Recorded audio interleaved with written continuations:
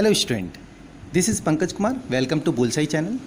Student, with the help of this video, we are going to learn integration, which is very important chapter in 10+2 mathematics.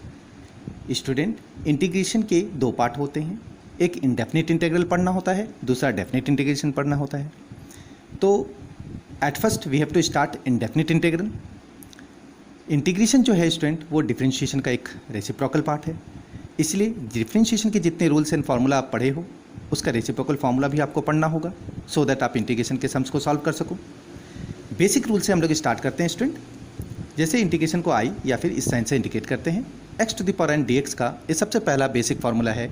X to the power n d x को जब भी integrate करते हैं तो x to the power n plus one by n plus one plus constant होता है. जितने भी इंडेफिनिट इंटीग्रल बनाएंगे कॉन्स्टेंट के साथ बनाएंगे, आंसर हमेशा कॉन्स्टेंट के साथ रहता है. हम लोग जानते हैं कि डिफरेंशिएशन में कांस्टेंट का डिफरेंशिएशन जीरो हो जाता है, बट इंटीग्रेशन में उसको dx के रूप में निकालते हैं. मैंने एक एग्जांपल लिया है student, 5x³ plus 2x to the power 3 plus 5/x plus 3 sin x dx. Individually आप निकालोगे, कोई हरी नहीं है, एक एक करके निकालोगे. जितने भी कोएफिशिएंट होते हैं स्टूडेंट वो बाहर आ जाता है. जैसे 5x³ में 5 कोएफिशिएंट है वो बाहर आ जाएगा. केवल आप इंटीग्रेशन किसको करोगे, x to the power 3 dx को. सिमिलरली 2 बाहर आ जाएगा, x to the power 3 dx. 5 बाहर आ जाएगा, देन 1/x dx. 3 बाहर आ जाएगा sin x dx. In this order हम लोग अरेंज कर सकते हैं. अब देखिए x टू द पावर 3 है तो क्या होगा, 3 + 1/3 + 1 यानी 4/4. सिमिलरली इसमें भी देखिए 2 है तो x टू द पावर 3 को आप 4/4 करोगे, इसको लिख सकते हो. प्लस 5 1/x है, 1/x का फॉर्मूला आप पढ़े हो, 1/x का इंटीग्रेशन log x होता है. सिमिलरली 3 sin x का होता है, इंटीग्रेशन जब आप निकालोगे तो माइनस cos x. फॉर्मूला याद रखना है, उसका एक चार्ट आपके बुक में होगा, आप जरूर उसे पढ़ लीजिए.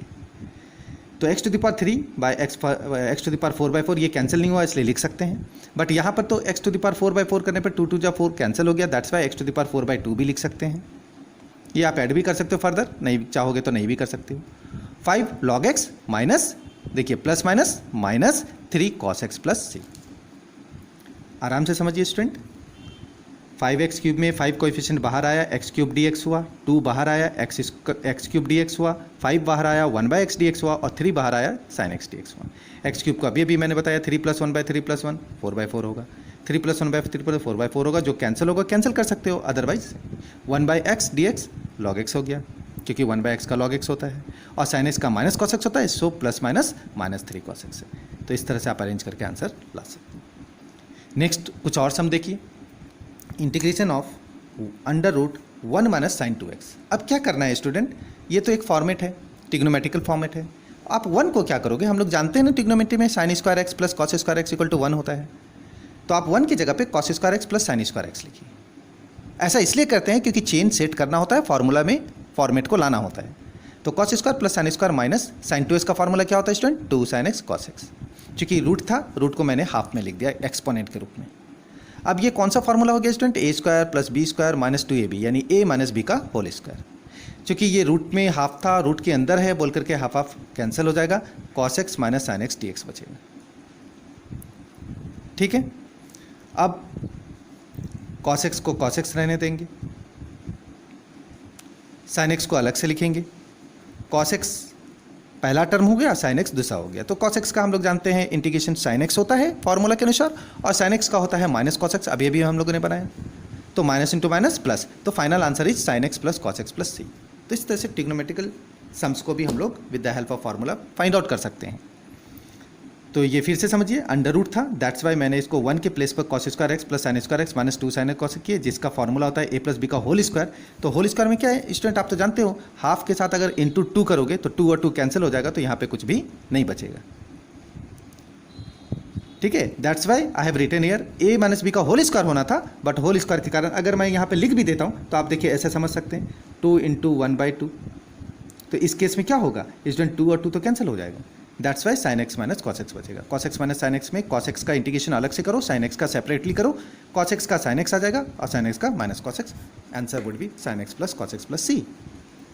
कांस्टेंट लिखना मत भूलिएगा. एक और सम लेते हैं स्टूडेंट. यहाँ पर इस सम में है integration of dx by 1 + sin x. ऐसा जब सम आता है तो ये एक तरह से देखिए डिनोमिनेटर में है प्लस, तो इसको हम लोग रैशनलाइजेशन करते हैं. तो 1/1 प्लस साइन एक्स को प्लस है, तो मैंने देखिए 1 माइनस साइन एक्स ऊपर और 1 माइनस साइन एक्स नीचे रैशनलाइजेशन किया, डिनोमिनेटर का रैशनलाइजेशन किया। अगर ये माइनस होता तो प्लस से करता। 1 से आप मल्टीप्लाई करोगे तो सेम रिजल्ट आएगा, लेकिन नीचे में हमेशा याद रखिएगा जब भी रैशनलाइजेशन होता है स्टूडेंट तो a plus B, A minus B equal to A square minus B square. अब 1 माइनस साइन स्क्वायर का फॉर्मूला आप जानते हो, कॉस स्क्वायर होता है। अब इसको दो टर्म में तोड़ेंगे, एक 1 बाय कॉस स्क्वायर और दूसरा sine x by cos square. देखिए मैंने लिखा है 1 बाय कॉस स्क्वायर को हम लोग जानते हैं ना ट्रिग्नोमेट्री में कि वो सेक स्क्वायर एक्स होता है, और साइन बाय कॉस को पहले 10 लिखेंगे और 1 बाय कॉस जो बचेगा उसका सेक एक्स लिखेंगे, यानी फॉर्मूला हो गया sec x minus sec x 10x। तो आपके पास इंटीग्रेशन हुआ सेक स्क्वायर का 10x और सेक एक्स 10x का सेक एक्स प्लस से। इस तरह से स्टूडेंट हम लोग बेसिक फार्मूला से रिलेटेड इधर ट्रिग्नोमेट्रिकल बेस हो या फिर सिंपल सम हो, हम लोग उसको इंटीग्रेट कर सकते हैं, इनडेफिनिट इंटीग्रल फाइंड आउट कर सकते हैं। Rest sums as I told you कि मैथमेटिक्स प्रैक्टिस का नाम है, जितना ज़्यादा बनाओगे सम्स उतना कॉन्फिडेंस आएगा। Thank you, thanks for watching.